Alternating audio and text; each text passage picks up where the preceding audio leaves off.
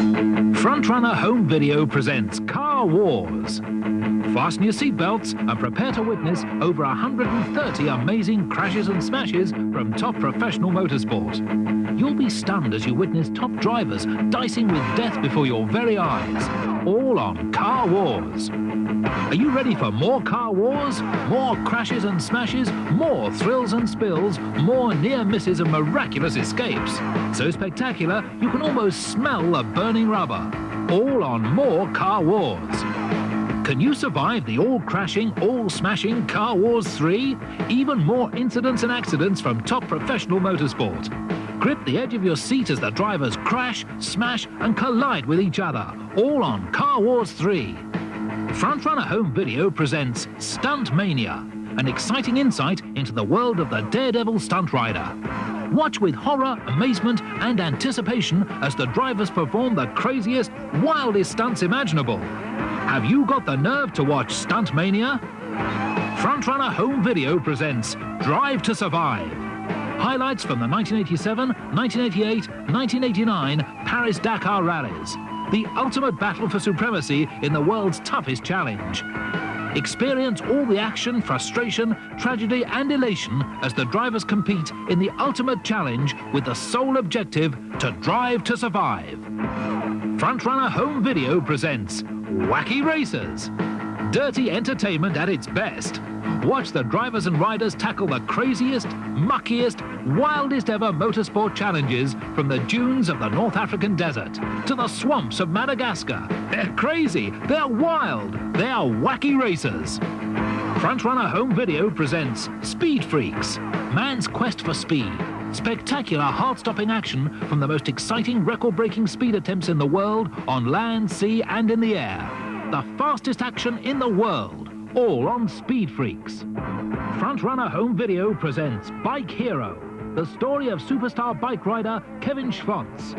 Witness Schwantz's true brilliance, from his arrival on the Grand Prix motorcycle circuit in 1988 to his legendary victory in the Brazilian Grand Prix in September 1989. Kevin Schwantz, the most exciting rider to hit the Grand Prix motorcycle circuit in years. A true legend in his own lifetime. A true bike hero. FrontRunner Home Video presents Monster Mayhem. Four-wheel in action direct from the USA. Watch mud racers slog their way through 250,000 gallons of slime. Thrill to the spectacle of enduro racing until the last four-wheeler eventually drops. All the action from America's latest craze. It's monster crazy, it's monster wild, it's monster mayhem. FrontRunner Home Video presents Super Trucks 89. Grip the edge of your seat as truck racing's biggest names hurtle around the racetracks at breakneck speeds. Plus your chance to witness highlights from the Scottish Super Truck season, featuring the Jet Truck and JCB Wheelie Digger. All on Super Trucks 89. FrontRunner Home Video brings all the action to your own living room. More great titles include Ticket to Ride, Challenge, Super Trucks 88, Monster Madness, Blood, Sweat and Gears, Jaguar 1985 to 1988, Roaring to Victory, and Wipeout. All on FrontRunner, the premier action video label. Plus, FrontRunner Home Video presents the Pirelli Calendar Video, a behind-the-scenes look at the making of the legendary Pirelli calendar. From its introduction over 25 years ago in 1964 up to the 1990 edition, destined to be a huge success. History in the making on the Pirelli Calendar Video.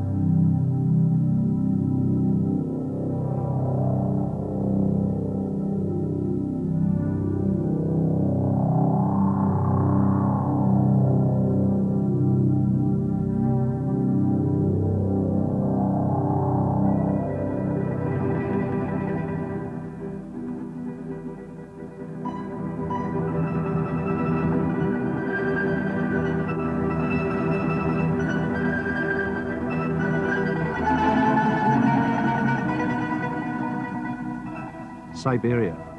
The name means sleeping land. 4 million square miles of taiga forest, tundra, marsh and mountain stretching from the Ural Mountains east to the Bering Straits and Alaska. Western Europe lies more than 3,000 miles away, but this year the Soviet spring has brought more than the usual thaw into this empty land. For the first time ever, it has brought foreigners. It has brought an international motorcar event to the Soviet Union. It has brought the Camel Trophy.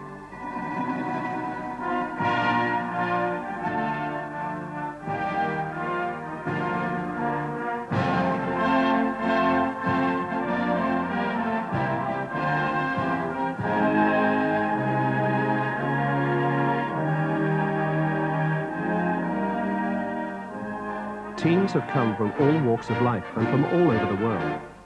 16 countries have arrived, from the picturesque Canary Islands to Germany to the United Kingdom, who won the event last year. The Russians, the Austrians and the Greeks have entered teams for the first time, while the United States has returned to the event after an absence of 2 years.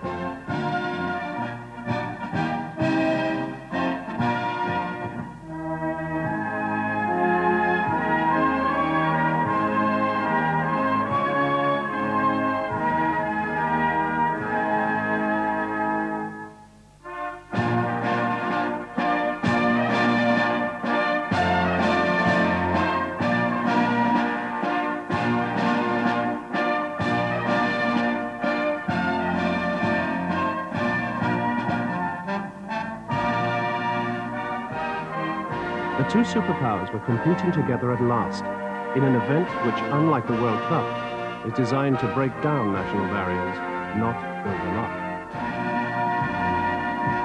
It's, the world's shrinking so fast that we're a community, and you know, the distance across the ocean is not that far. So it's just a matter now of becoming familiar with one another, because our interests and our long-term goals are the same people-wise around the world.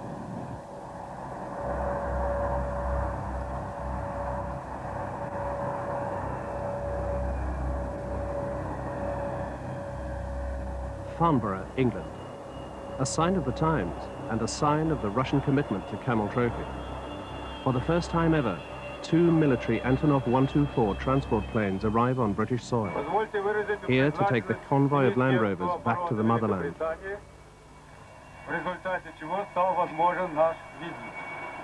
would like to express our special gratitude for the British Ministry of Defense,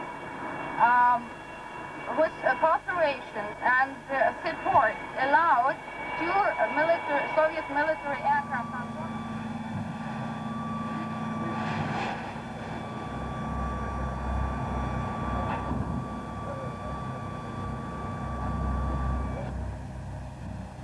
These giant transporters can each carry 150,000 kilos of payload, as well as 230,000 kilos of fuel. So they easily swallowed the 34 Land Rovers and tons of equipment that had to be flown to Moscow and on to eastern Siberia.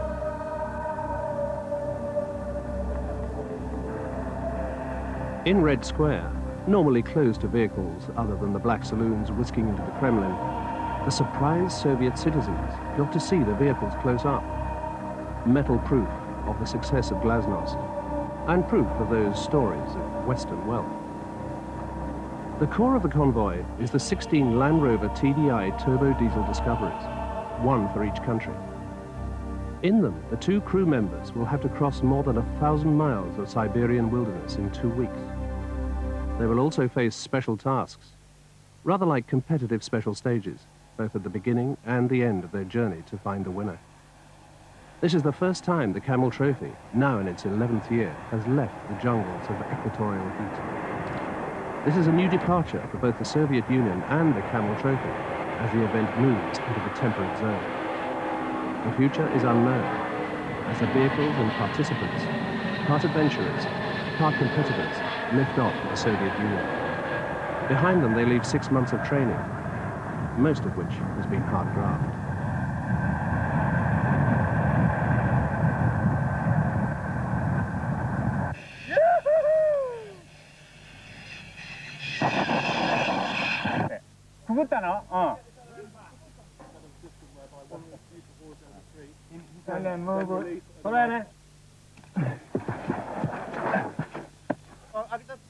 More than 1.5 million people applied from around the world for this year's event. Anyone can apply, since it is a strictly amateur event. This year, there was a Japanese gardener and a Turkish economist. The selectors had to choose just 32 people for the 16 vehicles, and so subjected the hopefuls to tough testing of their ingenuity, mechanical aptitude, psychological stability, and skills in driving, winching, teamwork, and 1,000 other facets. If you're going to be cooped up with near strangers for weeks on end, you do not want to discover that one collects poisonous snakes and the other likes listening to heavy metal before sunrise. With training and selection taking place on special sites throughout Europe, at Eastnor Castle in England and the Chateau Jeanville near Paris, the unfit, the unhelpful, and the unwanted were weeded out. The final 32, including Andrew Dacey here of the British team, finally walked the tightrope. They were going to Siberia. Their route would take them from Bratsk down to Lake Baikal and then along to Irkutsk. On tarmac, it might take only a few days, but there is no tarmac. Bratsk, the starting point, is there because of the hydroelectric dam, which was the second largest in the world when it was built 30 years ago. It powers the factories and heavy industry that give jobs and smog in equal proportion. As the participants discovered on their arrival, this town has a big heart, but bad lungs.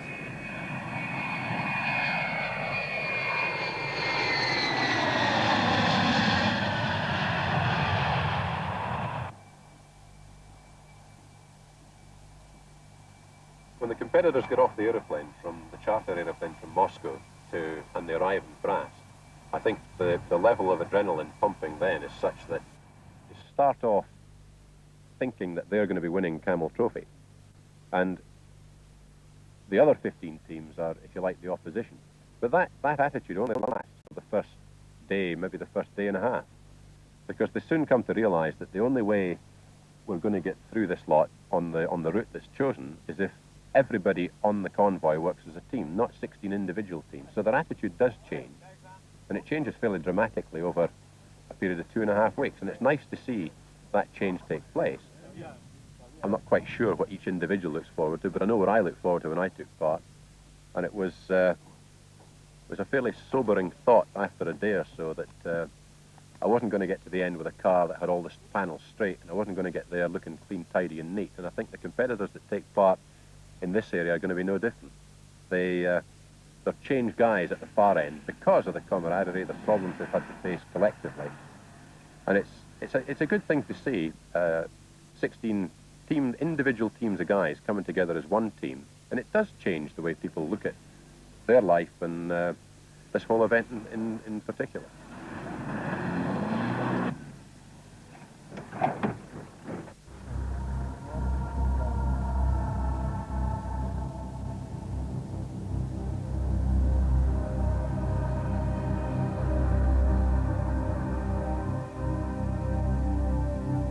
But before this happy camaraderie come the first special tasks that must be fought under both sun and moon. These early tasks burn bright on nervous energy as the men get used to the cars, the wild terrain, and their fellow companions, with whom they will have to spend the next 2 weeks in a jolting metal box, day after day, night after night. But unlike previous years, many of this year's tasks take place outside the vehicle, with paddles, compasses, and running shoes often replacing throttle and steering wheel. Okay, task finished. Task finished? Yes. Okay, it's Not so bad, eh? Now you can go to bed. Oh, yeah. It's really only in the last couple of years that we've tried to break away from just vehicle-borne tasks. In the Amazon, we introduced a couple of tasks that involved some of the crew getting out and undertaking a water crossing or similar. What is pedal? Okay. I hope special tasks are going to be open all the way to the end, or at least the perfect situation would be for the last task to have 2 or 3 teams all on pretty much the same score.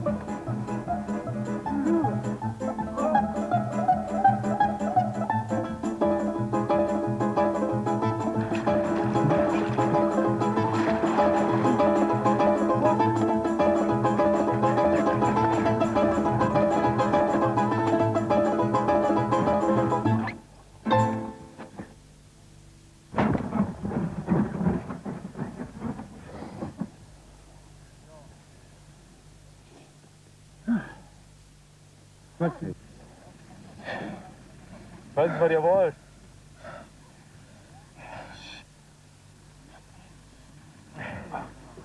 Young Eric Brandenburg, a must for any select tea party, is not the only one to feel the strain. The tasks are designed to stretch the competitors in every direction at once. So canoeing is rapidly followed by a ravine crossing and a test of team coordination. It is all too easy not to read the instructions and succumb to the pressure of doing everything well and fast. What was a simple exercise back home becomes something more challenging when you're tired, unsure, and deep in a foreign land. Stop! Stop!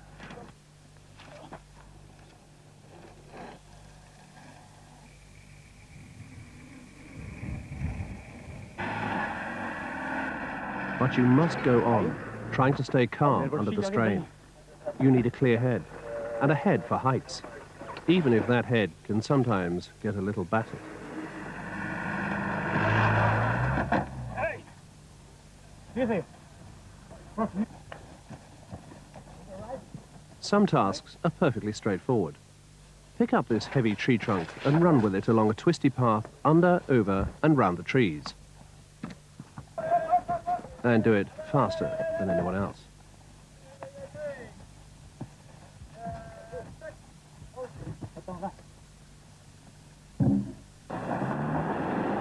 The car maneuvering courses are driven against the clock, with the route given to the navigator only seconds before the start. There's plenty of room for error as participants continue down the long road from being individuals to becoming a winning team. Stand forward into garage A. Forward in, both wheels, all four wheels got to be in. Where's our reverse the train? Just get back in the forwards now, back in. Come on, Right. up there, Andy. Come on then. Tell me at the time. Reverse, reverse, reverse. Where now after this? There's another garage D. We're supposed to go reversing this. Back up, we're supposed to reverse. Back up, quick, reverse.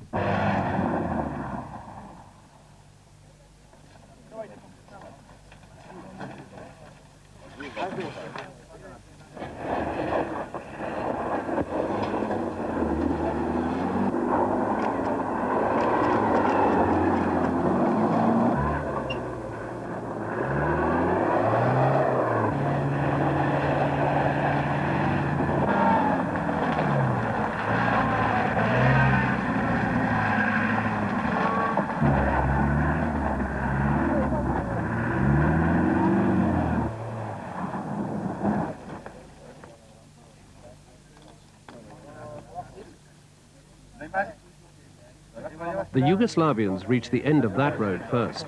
Their teamwork giving them a commanding lead that they will carry from now to the next special tasks 1,000 miles away.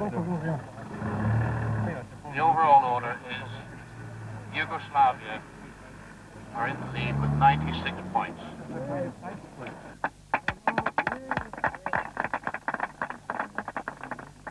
Their performance actually has been quite remarkable. They've had maximum points on 3 of the 5 tasks.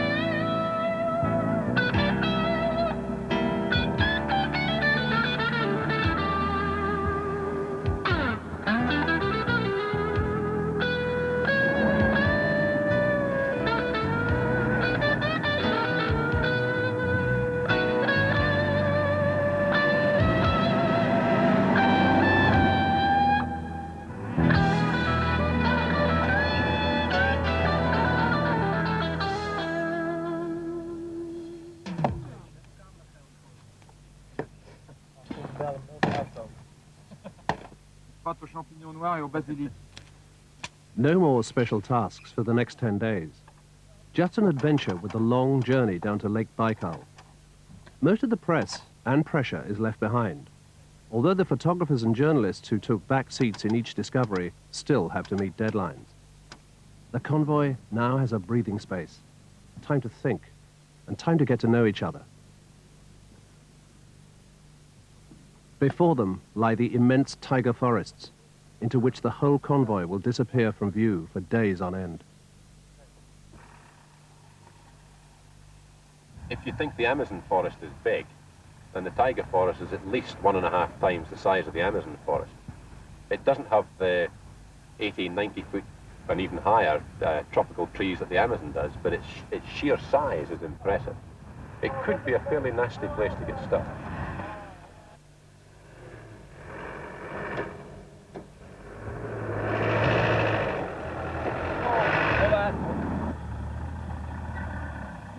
As well as the Camel Trophy itself, there is also the Team Spirit Award. The winner will be voted for by the teams themselves, for the pair who are the most helpful and the most selfless on the event. It's not something you can try and win. You have to earn it the hard way, out on the trail.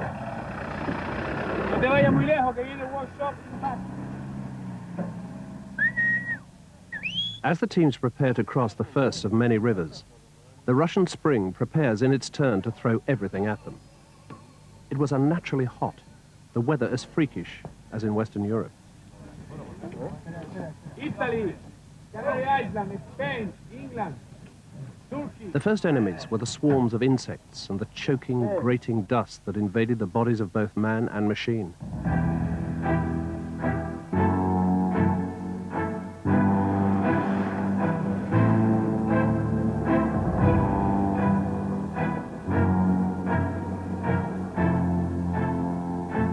After the dust came torrents of water, rivers that chilled the body, but which at least briefly cleaned the vehicles.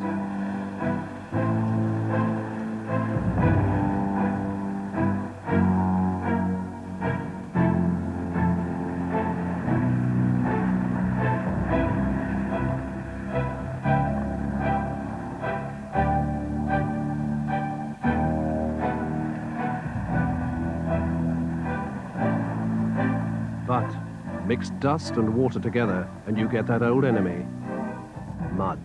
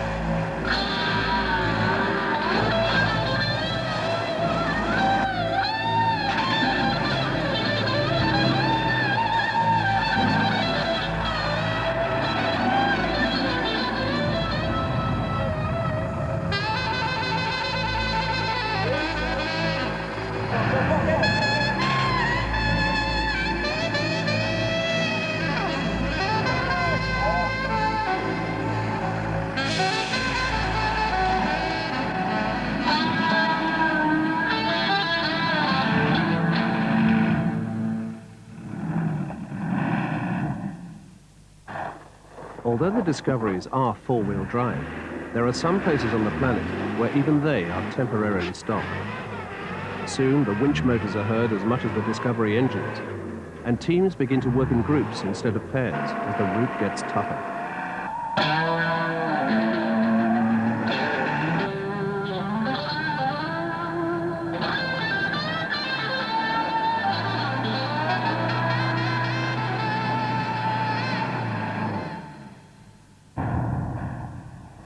The discoveries could cope with water up over the windscreen, but when the British vehicle had to be found with sonar, it was time for some help.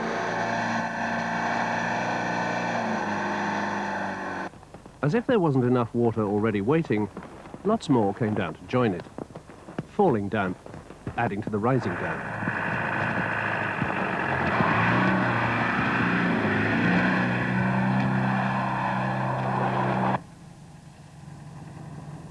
But rain was not the only thing to fall when Frenchman Bernard Duke rolled his support vehicle in the dark and wet.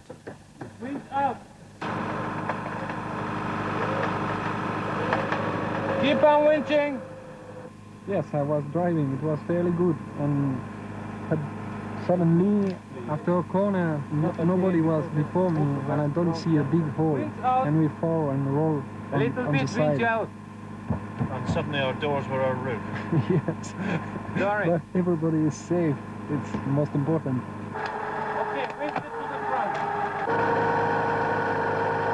Hey.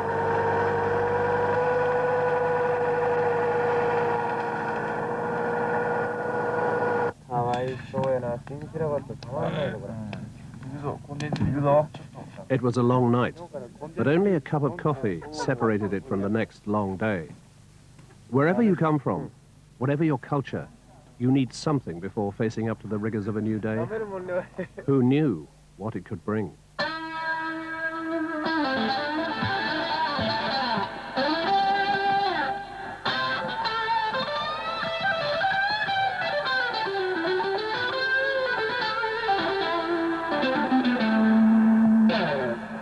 Crews resorted more and more to the winch and even to bog-cog wheel extensions in an effort to keep going.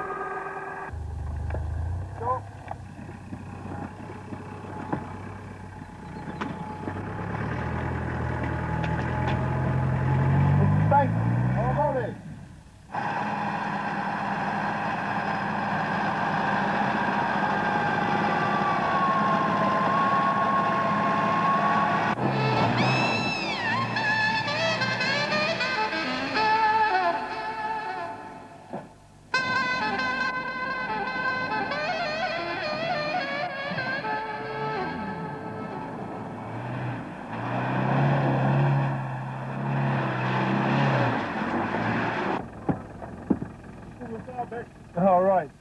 Going forward, though. Going forward, though, became the problem. The bog-cogs looked like science fiction, but in the extreme conditions, they only worked as well as early Flash Gordon special effects. Instead, skillful driving and the traditional flat throttle tended to work rather better.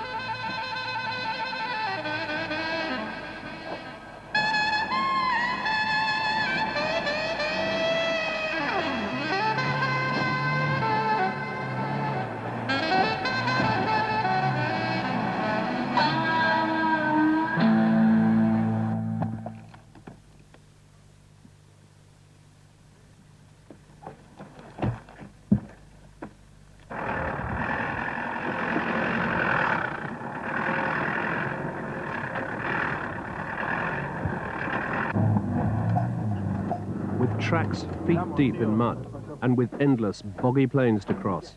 It needed all the resources of the convoy to keep moving, using either winches or these sand ladders which were carried on the roofs. Working like this, the vehicle could be moved forward, albeit at a painfully slow pace. Some days the convoy walked for 12 hours to move just 9 kilometers. In an area the size of the United States, 9 kilometers is not very far.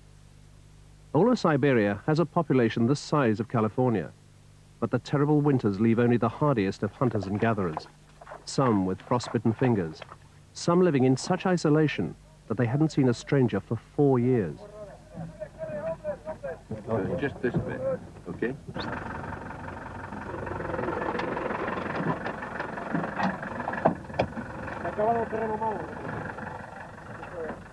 To get through this void, it needed all the participants to work together if they were not still to be there when the winter came. The pressing need to keep the vehicles moving, sometimes day and night, broke down barriers of language and culture.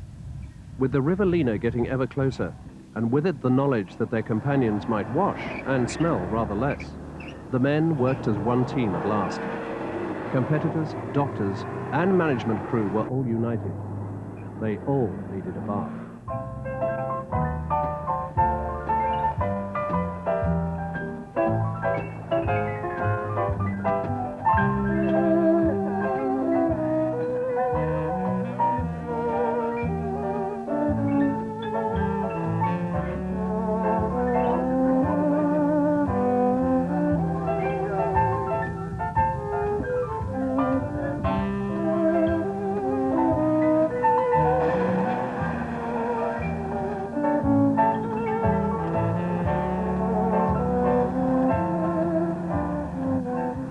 Refreshed, clean, and with the laundry done, the convoy set sail across the 200-meter wide Lena, one of Russia's largest rivers, and tacked off toward the far shore. To reach Lake Baikal from here, the convoy will have to go where no vehicle has gone before, up the pass, through the mountains that surround the lake.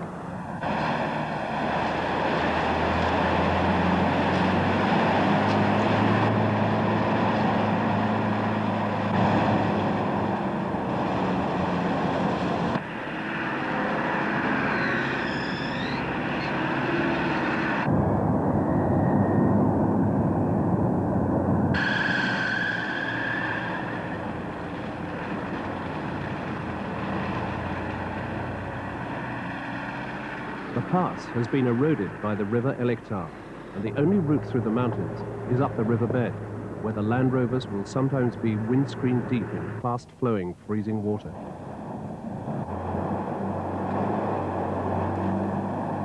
Crossing the Lena is easy compared to the days ahead, when the current will catch the vehicles, floating them downstream until they hit the Land Rover in front, or beach on shore. The interior, a jumble of sodden bedding and floating food. The Germans' discovery rammed a boulder and cracked the differential. Erich Brandenburg leapt out into the freezing water and hurled the boulder out of the way before diving back into the vehicle. The repair had to wait. As the path rises, ice will rime the mornings, and the water will dampen bedding, clothing, and food. But for the competitors, this is the real adventure, and absolutely nothing can dampen their spirits.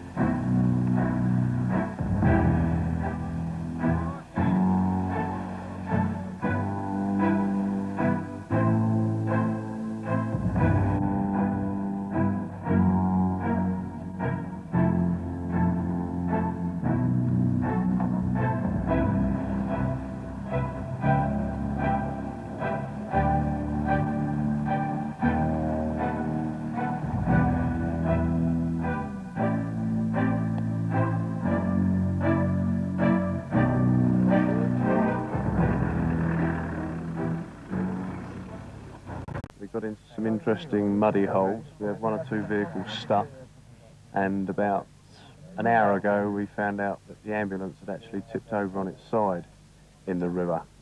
When driving up to a meter into the water, it's impossible to see exactly where you're driving, so you need or a car in front of you, or you need to walk through just like we did. Yeah. We're going down with two vehicles to help recover the ambulance, hopefully bring them up to camp, get them all dried out, and get them ready for tomorrow's activities.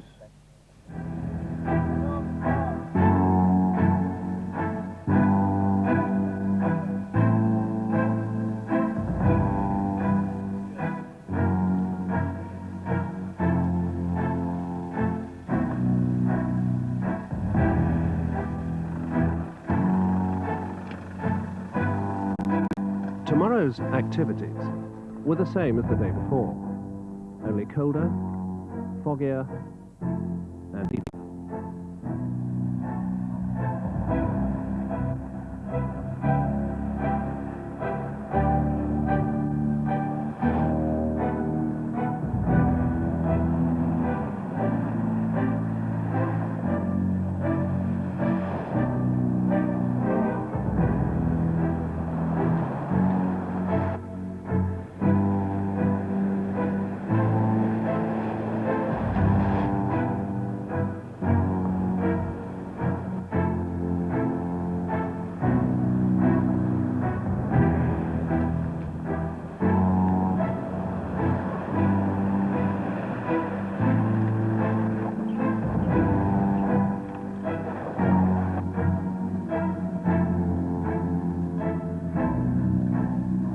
last, just as the convoy was beginning to grow webbed feet and scaly skin, they started the descent to one of the largest lakes in the world.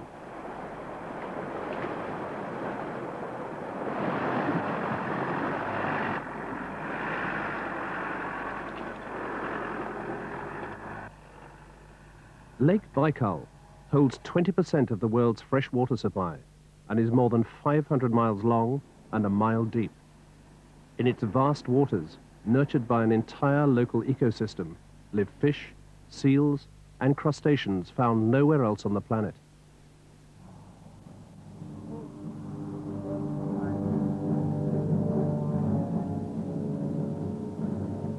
Siberian poet Valentin Rasputin called it a great cathedral of nature, and its vaulted depths have always been revered as holy. It is now, as it always has been, a shaman holy place, where to shout on its shores used to bring the penalty of death.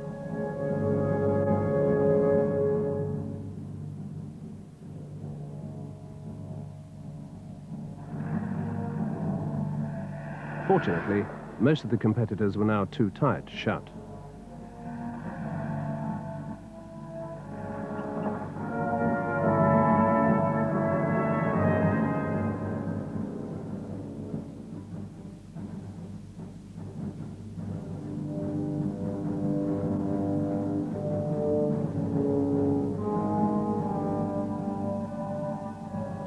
They had done it.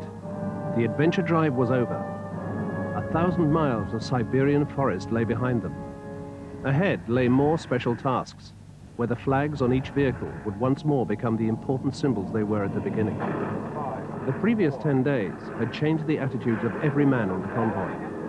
But competition is competition, and the Yugoslavians wanted to keep their lead, while the Germans and Dutch close behind wanted equally to take it away.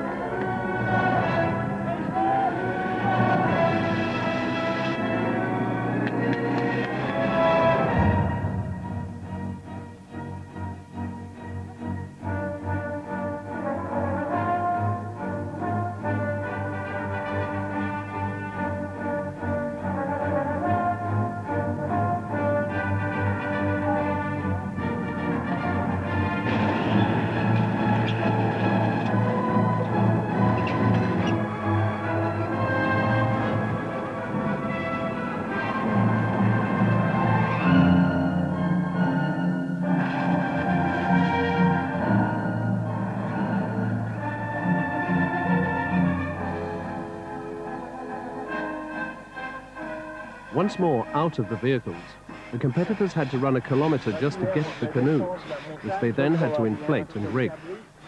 Too breathless to shout, let alone use their lungs to blow up the canoes, they got the pumps moving like piston engines.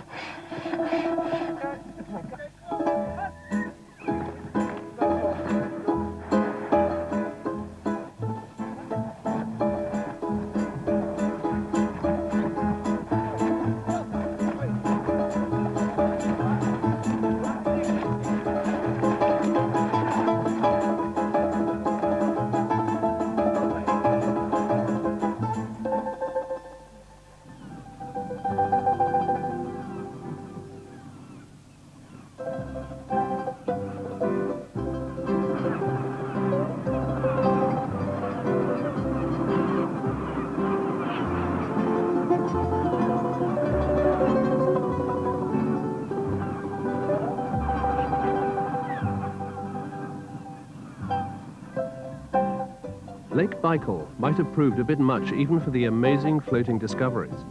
So competitors were almost relieved to be paddling canoes and not Land Rovers. The Dutch, masters of waterways back home, took the lead on this varied set of tasks and stretched out a gap only the Germans could possibly close.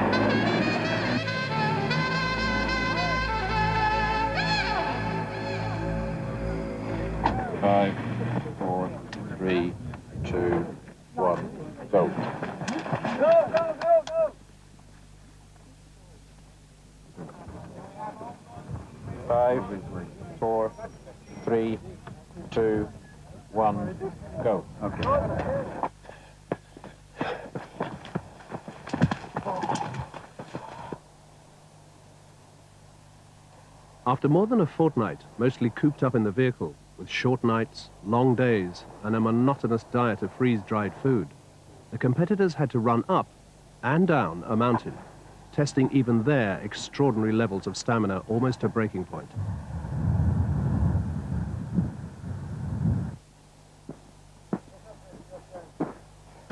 Has a problem with his knee. Several, like the Greeks, suffered severely.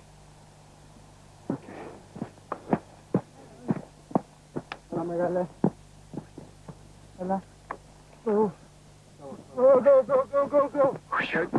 Wait. Your knee. Which knee? Did you fall on it or did you twist it? I had it. He has a bandage. Bandage, yeah. You're going to have to go. The Austrians, on the other hand, ran up and down like mountain goats, winning the task and leaping all over the scoreboard.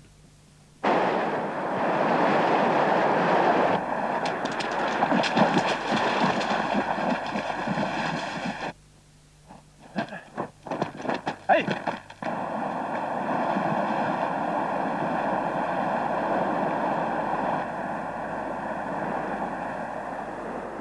While some teams found the fast-flowing rivers a hazard, only just keeping their precious route paper dry, German Erich Brandenburg, like a Teutonic Canute, simply kicked the waves into submission. 5, 4, 3, 2, 1, go! All they had to do was cross the ditch and dirt mound the other side. How they did it was entirely up to them.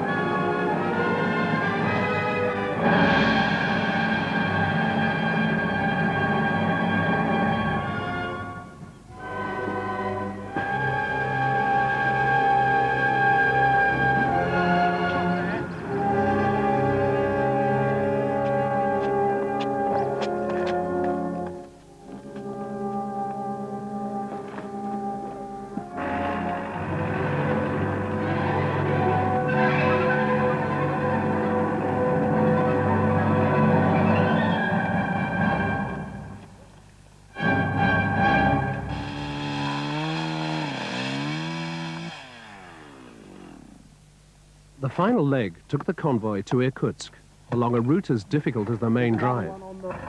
Rotting wooden tracks and bridges, built by Japanese prisoners of war in 1949, had to be made safe, while fallen trees had to be cleared.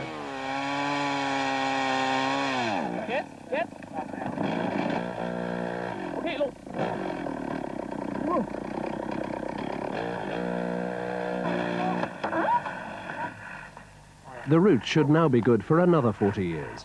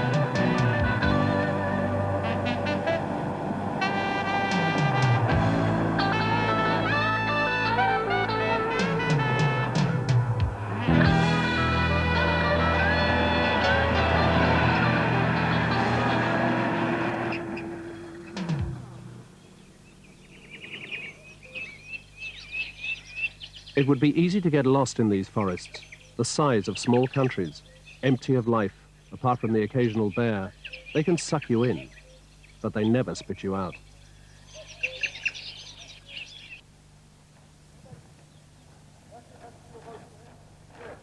You check in the bushes, Andy, I'll check over here. Is this using the yellow tape today? Yeah, I think we get a yellow tape somewhere. The final task was deep in here, 270 kilometers south of Irkutsk.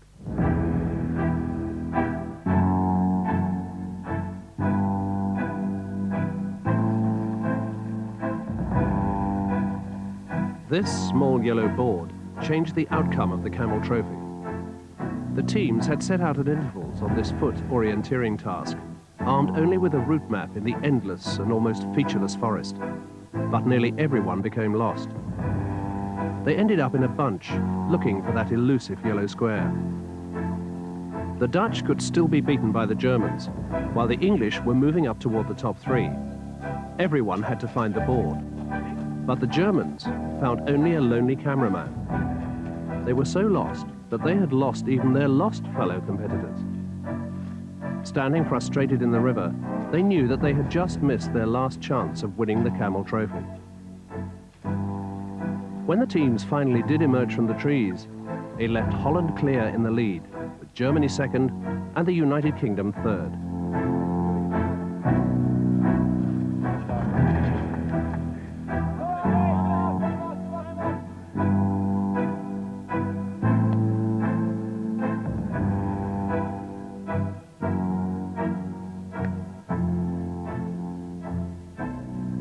It was time to take stock, to repair both man and machine.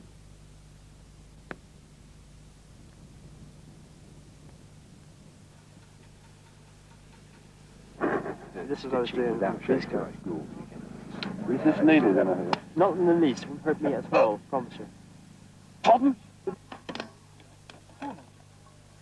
The last few weeks had been hard, as the beards and dark eyes testify.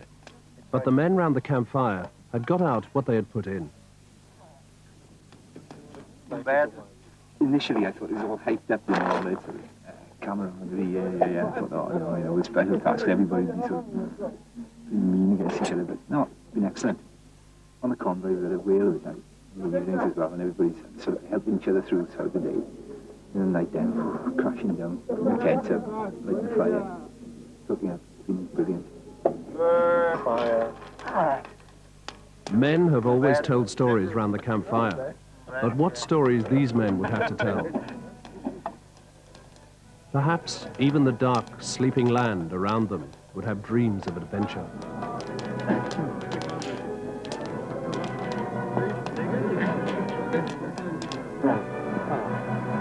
You want something to drink?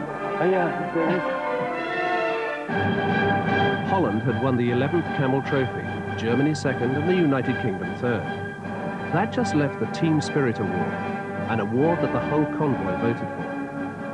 After spending weeks with their fellow competitors, sharing the same food, pressures, jokes and hardships, they were all equal, but two were more equal than the others. The team from the Canary Islands.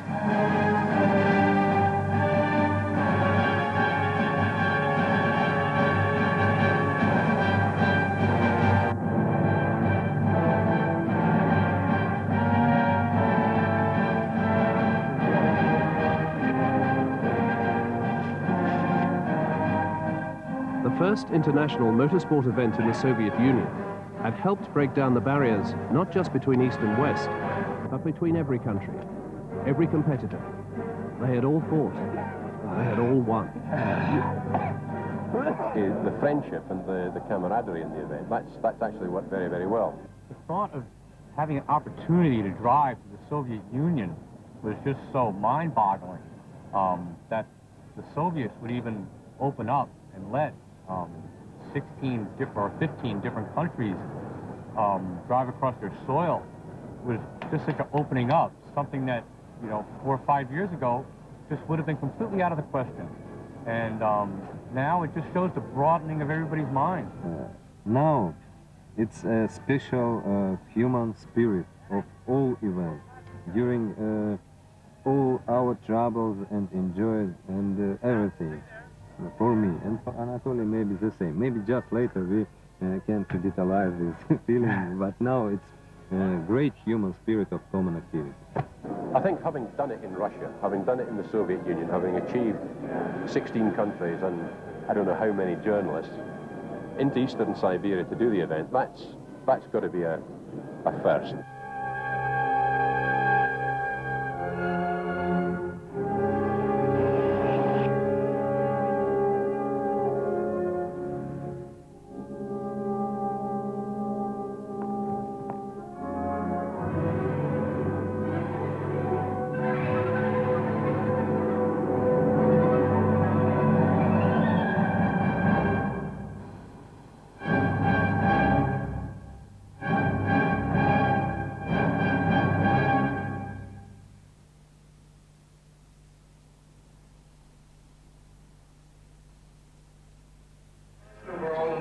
Of the 1990 Camel Trophy are drop caps and Steinlers representing Holland.